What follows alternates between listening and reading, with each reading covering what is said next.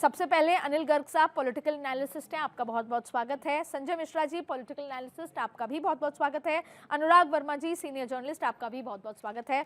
Sanjay sir, सबसे पहले मैं आपके पास आऊंगी ये समझ के, मेरे दर्शक ये समझना चाहते हैं कि ये जो सब कुछ हुआ सोशल मीडिया पे तमाम तरीके की बातें हैं, आपसे ये समझूंगी क्या ये 2 दिन में हुआ, 3 दिन में हुआ, क्या होली के बाद जस्ट लगा नीतीश कुमार जी को कि ट्वीट कर देता हूं, या इसके पीछे पूरी एक पटकथा है?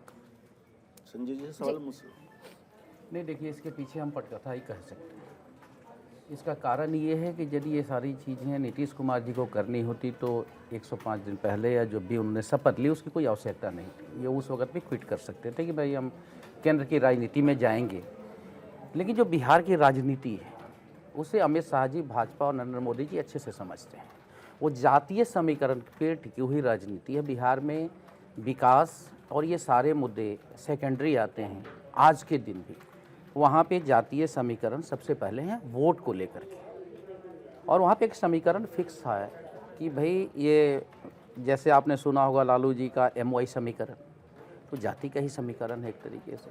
नीतीश जी के साथ कुर्मी, कोयरी और ये सब जो जातियाँ जो एकजुट होकर पीछे हैं, ठीक। तो बीजेपी को ऐसा लग रहा था कि कहीं ऐसा नहीं अचानक से इनको क्विट करने का मतलब कि हमारे भी वोट बैंक खिसक जाए जो नीतीश जी के कारण मेरे साथ जुड़े हुए हैं। तो इन लोगों ने पूरा एक प्लान तैयार किया।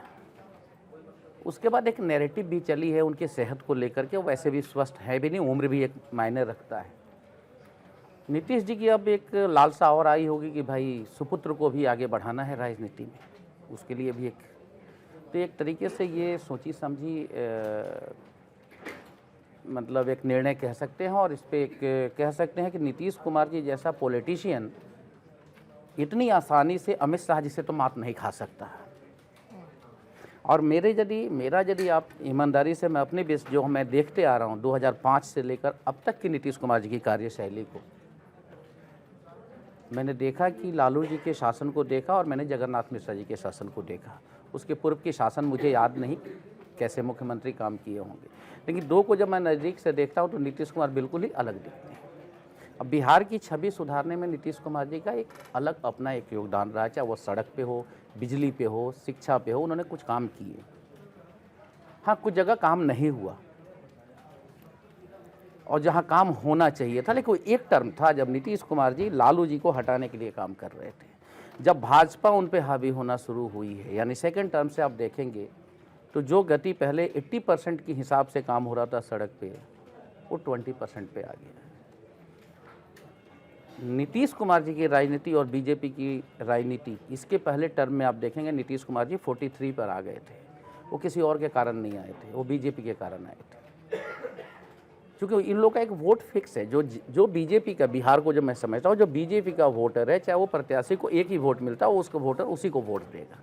लालू जी के साथ भी सेम है और नीतीश जी के साथ भी सेम है। तो बीजेपी ने पिछले 12 वर्षों में और कुछ नहीं किया जो नरेंद्र मोदी और अमित शाह जी की जो बीजेपी है, अटल जी और आडवाणी जी की बीजेपी गठबंधन को ऊपर उठाते थे, ये दबाने का प्रयास किया है। चाहे वो पंजाब हो, महाराष्ट्र हो, उसी का शिकार एक आ गया, नंबर आ गया बिहार का कि भाई ठीक है अब आप इधर आ जाओ।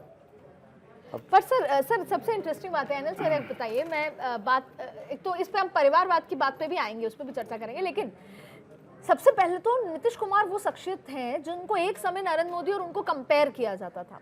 दूसरा ये कि उनके बीच में काफ़ी सारी खींचतान रही है बहुत बार। मैं अंबाला 2009 से आऊँगी क्योंकि मैं वहाँ पे मौजूद थी, उसके बाद मैंने कई सारी कवरेज बिहार में करी, तो मैंने उन दोनों के बॉडी लैंग्वेज को भी देखा है, कैसे अंबाला में हाथ पकड़ लिया उन्होंने, छुड़ा लिया। उसके बाद वो पोस्टर छपे जब बीजेपी की राष्ट्र कार्यकारिणी हुई तो उन्होंने भोज कैंसिल कर दिया नीतीश कुमार जी। लेकिन अब आज पहली बात, नीतीश कुमार जी एक शोध का विषय है।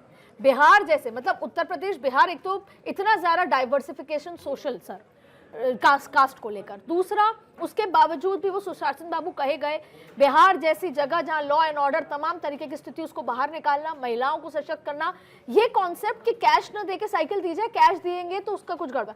क्योंकि सर आज फिर भी एक चीज़ें हैं, आज जो कोई नया सीएम बनेगा वो देखेगा कि अरे अच्छे सीएम्स ने क्या किया, वैसा कर लो। 20 साल पहले ये आइडिया नहीं था।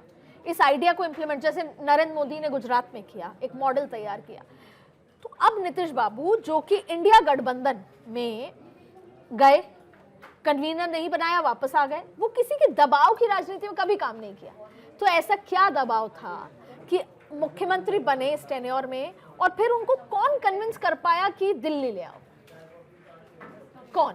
अदिति जी, बात ऐसी है, अगर कोई ये कार्यकर्ता कहता है, उनके कार्यकर्ता कहते हैं या हम सब लोग कोई कहते हैं कि नीतीश जी ने दबाव में ये निर्णय लिया, तो मुझे लगता है वो नीतीश जी को ठीक से समझता नहीं है।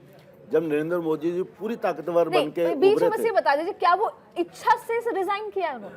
मैं उसी पे आ रहा हूँ। मुझे ऐसा लगता है, मैं जितना नीतीश जी को जानती हूँ, इच्छा से तो रिजाइन नहीं मैं किया उसी पे आ रहा हूँ। नहीं, इच्छा की बात नहीं होती। राजनीति में आगे का भविष्य का कैसा रोड मैप तय करना है, सवाल उसका होता है। जहाँ तक मैं दबाव की बात, हम वहाँ से शुरू करते हैं। जब नरेंद्र मोदी जी भारतीय राजनीति में, केंद्रीय राजनीति में उभर रहे थे और जब मान लिया गया था कि यही पीएम के दावेदार हैं, तब उन्होंने उसका विरोध शुरू किया था।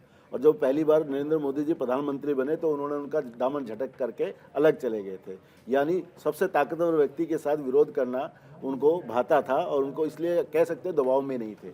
और चलो हम मान लेते 2014 में शुरू हुआ था, लेकिन उसके बाद दोबारा क्यों छोड़ा साथ? दोबारा तो सर्वमान्य था कि नरेंद्र मोदी से ताकतवर व्यक्ति भारत के और आसपास के देशों में भी नहीं है, उसके बावजूद उन्होंने छोड़ दिया। यानी वो दबाव की राजनीति में कभी नहीं आते। वो ये देखते हैं कि उनका भविष्य किस में है, और जो उनके जो वोटर्स हैं, उनके जो फॉलोअर्स हैं, उनको क्या भाता है। अगर उनको वो सूट करता है तभी वो उस बात को मानेंगे, वरना वो नहीं मानेंगे। ऐसा वो 2 बार दिखा चुके हैं। एक बार। दूसरी बात, नीतीश जी का अगर आपने पूरा राजनीतिक जीवन देखना है ना, तो वहाँ से शुरू करिए जब वो लालू यादव के साथ से शुरू हुए थे। लालू यादव का साथ क्यों छोड़ा? पहला सवाल, क्योंकि लालू यादव और उन्होंने मिलकर इकट्ठी राजनीति शुरू की थी। तो पहला सवाल तो यह है कि उन्होंने क्यों छोड़ा। इसलिए कि लालू यादव की राजनीति करने का तरीका और नीतीश जी की राजनीति करने का तरीका दोनों अलग थे, दोनों के मिशन अलग थे, दोनों के गोल अलग थे। इसलिए उन्होंने लालू यादव को उस समय छोड़ा जब लालू यादव सर्वमान्य बिहार के ताकतवर नेता थे।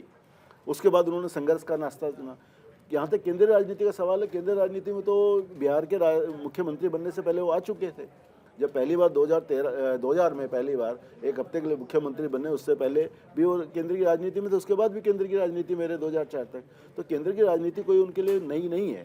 लेकिन उनका अगर सबसे बड़ा उनको इनाम दिया जाए या सबसे बड़ा उन्होंने जो काम किया है वो ये किया है, 2005 तक अगर कोई बिहार का निवासी है, उसको बिहार से बाहर कोई इसको बिहारी कहता था तो लोगों को लगता था शायद वो उसकी खिल्ली उड़ा रहा है, मजाक उड़ा रहा है।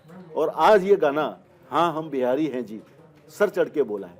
तो 21 साल में जो बड़ा बदलाव किया वो बिहार के निवासियों को बिहारी होने का गौरव दिया है, ना कि उसके लिए खिल्ली का एक वजह बन गया है। तो ये एक बड़ा फर्क है। अनुराग सर, ये दिल्ली में राज्यसभा के सांसद बन के रहेंगे या कुछ बिगर रोल आप देखते हैं उनको? देखिए, जितना नीतीश कुमार की राजनीति को मैं समझता हूँ, नीतीश कुमार जी बिना कुर्सी के नहीं रह सकते हैं। उनकी जो भी राजनीति रही है वो बीजेपी के साथ रहे हों, चाहे लालू प्रसाद यादव जी के साथ रहे हों, जहाँ भी रहे हों, उनका एक क्लियर उनके दिमाग में रहा है कि उनको कुर्सी चाहिए। सोशल मीडिया कह रही है डिप्टी पीएम बन सकते हैं, कितना सही मानते हैं? देखिए, मैं डिप्टी पीएम, देखिए अगर तो व्हाट एल्स सर, कुर्सी में कोई छोटा मोटा रोल तो फिर लेंगे नहीं। देखिए, अब एक चीज़ आप और भी समझिए ना नीति जी, सबसे बड़ी चीज़ ये है, उम्र भी कोई चीज़ होती है। और आप जिस तरह से आज बिहार की राजनीति में धीरे धीरे आपका रोल कम होता जा रहा है ना, अगर आप चुनाव दर चुनाव देखेंगे तो अब नीतीश कुमार वो आर्म ट्विस्टिंग करने वाली स्थिति में नहीं रह गए हैं। इस चीज़ को समझने की ज़रूरत है कि वहाँ पे उनके ऑल्टरनेट बीजेपी में भी बन गए हैं, उनके ऑल्टरनेट एनडीए में भी बन गए हैं। तो अब वो उस तरह से आर्म ट्विस्टिंग करने वाली पोजीशन में नहीं रह गए हैं। इसको कोई उनका न त्याग समझिए, ना उनका कोई शिवराज सिंह चौहान की तरह वो दिल्ली आए चुपचाप रहकर, वो एग्रीकल्चर मिनिस्टर टाइप कुछ एक्सेप्ट करेंगे क्या सर? देखिए, और क्या उनका हेल्थ भी अलाउ करता है? देखिए, शिवराज सिंह चौहान और इनमें कोई कंपैरिजन करने की जरूरत नहीं है। शिवराज सिंह चौहान संघ के बड़े डिसिप्लिन्ड कार्यकर्ता शुरू से रहे। जो लोग भी उनको व्यक्तिगत रूप से जानते हैं वो ये भी जानते हैं, वो उनसे जो पार्टी में कहा जाएगा, उनसे जो निर्देश मिलेगा वो वही करेंगे। इससे आगे ना उससे ज़्यादा ना उससे कम, दोनों नहीं करेंगे।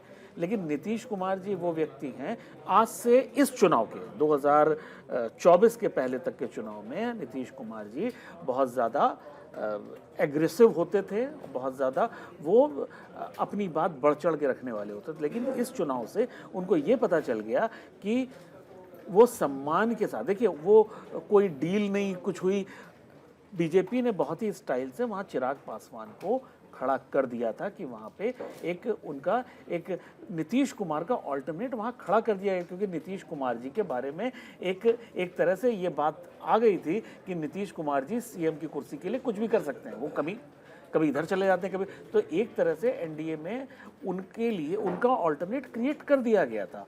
उनके लिए अब ये ज़रूरी था कि सम्मानजनक तरीके से अपना एग्जिट करें, उसको भी समझने की ज़रूरत है। पिछले चुनाव में अगर उनके फेस पे चुनाव लड़ा गया तो उनका इस चीज़ का मानना पड़ेगा कि उनका सम्मान का ध्यान रखा गया। लेकिन अब देखिए अदिति, उम्र भी कोई चीज़ होती है, आदमी सारी ज़िंदगी आप जाके वो माउंट एवरेस्ट के टॉप पे नहीं बैठे रह सकते। नेताओं की है खेल, जिसने अपनी हेल्थ को